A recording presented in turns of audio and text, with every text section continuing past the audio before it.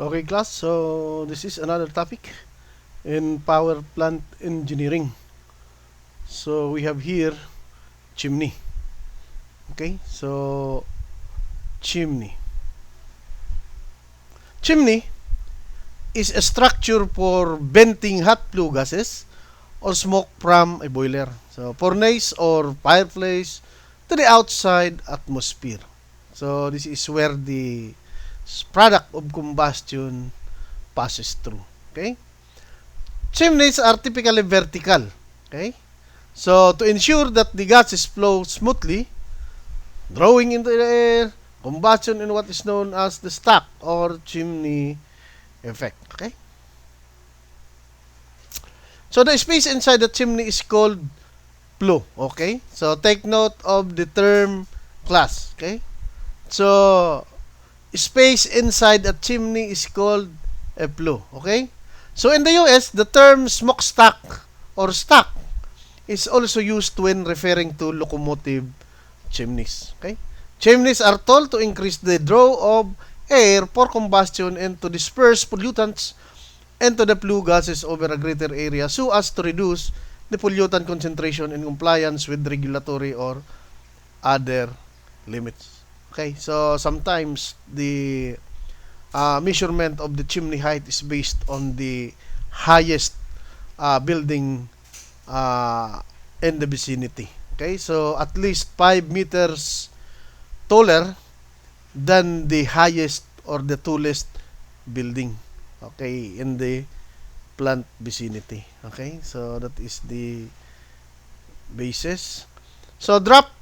So is the small pressure difference which causes a flow of gas to takes place. Okay, so that is the difference in pressure between the highest at the top of the chimney and at the lower part of the chimney. So natural draft is obtained by the use of chimney, and the draft thus produced is due to the density difference between the column of hot gas inside the chimney and the cold air outside. Okay, so that is the difference in density. Okay, so this is class the basic illustration of the chimney. Okay, here is the right portion of the illustration. We have here the grate. Okay, so and then to the boiler, and then boiler to economizer, and then to main flue. So this is now where the product of combustion passes through and then towards the chimney, and then the flow gases will of course goes out. Okay, so here is now the equivalent column of the hot air, column of the cold air, or the height now of the chimney. Okay, so another, we have here an illustration or a picture showing the chimney that releases the product of combustion. You will notice that the product of combustion in this picture is very clear. So, white color. So, meaning, the dust carried by the flue gases coming from the chimney or coming from the furnace, of course, of the boiler will be trapped maybe in an electrostatic precipitator or maybe in a scrubber or whatsoever. Okay? So, stack effect. So, it's the movement of air into and out of building. Chimney flue gas stacks or other containers and is driven by a specific force. So, such force occurs due to a difference in indoor to outdoor air density. So, resulting from temperature and moisture differences. So, the result is either a positive or a negative force. So, the greater the thermal difference and the height of the structure, the greater the force and thus the stack effect. Okay? So, the stack effect is also referred to as the chimney effect, and it helps drive natural ventilation and infiltration. Okay? So, we have here the formula for determining the density of air. So, this is very easy. So, from ideal gas, Okay? So, the equation of state, PV is equals to MRT. Okay? So, for the air, so that is pressure of the air, volume of air, mass, the gas constant of air, and temperature of air, and then getting the density. Since density is equals to mass over the volume, that is P over RA/TA. So, A represents the air. Okay? So, another is the density of flue gas. Okay? So, the density of flue gas, of course, you are going to use the parameter of the flue gas, of course. So, density of gas, dG is equals to pressure over R gas and temperature of the gas. Okay? So, take note that the determining the density of the air rather and the gas is very easy. Okay? So, we have here the drop head. Okay? So, or the head of water. So, from hydrostatic pressure, this is very easy. Where P is equals to density multiplied by H. Okay, so where the pressure here now is converted into the height of and the head of water. Okay, so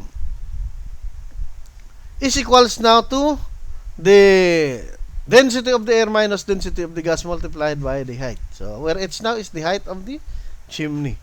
So, volume, flow rate of the flue gas. So, again, from the ideal gas equation or the equation of state, PV is equals to MRT, where the B is replaced by the parameter or the designation Q. Okay, so where mg is the mass of the flue gas. Okay, so very easy. Another, we have here the theoretical velocity of flue gas or BT. So, theoretical, take note. So, this is, theoretical is equal to the square root of 2GH supposed to be. So, that, but this is head water over the head gas. Okay, so we are going to change, of course, the height of the water to the height of the gas. So, where the actual velocity of the flue gas is equals to 30 to 50% of the theoretical velocity. Take note of that. The actual velocity is equal to 30 to 50%, 50% rather. So take note, class, that in the design, you are supposed to be using this assumption. Okay? So maybe that is in the range of 30 to 50, maybe 40% is equal to the actual velocity. Okay?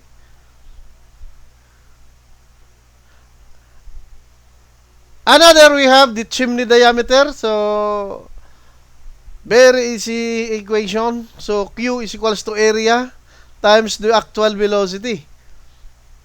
So, for continuity equation, okay? Where Qg or B or the volume flow rate of the gas is equals to pi d squared area multiplied by the velocity actual, okay? Or diameter now, determining the diameter of the chimney is 4 Qg over pi divided by the actual velocity. Take note, that is the square root. Okay? So, we have here, class, an example. So, calculate the height of stack for a power plant having an ambient air of 1 bar and 22 degrees Celsius.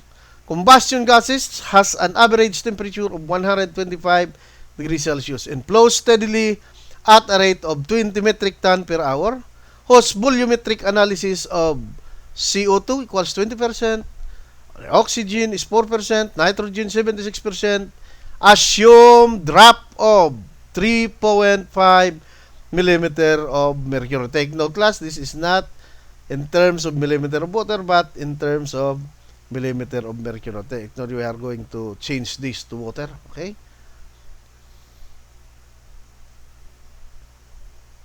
Solution, class. Okay. So, getting now the molecular weight of the product of combustion. So, that is 44 for CO2 multiplied by 20% plus oxygen 32 multiplied by 4%, nitrogen multiplied by 76% is equals to 31.36. Take note, class, this is now the molecular weight of the product of combustion. Okay, so determining now the gas constant for the gas. So that is equals to R over MW. So take note, this is the universal gas constant. This is bar R plus. Okay, so that is 8.31 for kilojoules per kilogram Kelvin over 31.36. So therefore, the gas constant now for the flue gas is 0.265 kilojoules per kilogram Kelvin. So getting now the density of air, that is P over R, air temperature of air. So the pressure now of the gas is 1 bar, so equivalent to 100 kilopascal. So the density, the gas constant for air is 0.287 kilojoules per kilogram Kelvin, and the temperature 295 Kelvin. Okay, so that is equals to 1.18 kilogram per cubic meter. Okay, so the gas now, density is P over R gas, T gas. Okay, so the pressure now of the gas is atmospheric, of course, that is 101.325. Okay, so getting now or dividing it by the gas constant 0.65, 2.265 multiplied by 398, the temperature. So the computed value now of the density of the gas is 0.96 kilogram per cubic meter. Okay, determining now the height. So that is height is equals to head of water divided by density of air minus density of the gas. 0.0035 multiplied by the specific gravity of the mercury, 13.6, multiplied by 1000. Take note, class, we change the head in terms of mercury to head in terms of water, or to head of water, and then changing it to meters, and then the answer now is 216.36 meters. So take note, class, this is now the height of the chimney required. Okay, thank you very much, class. So that ends my presentation.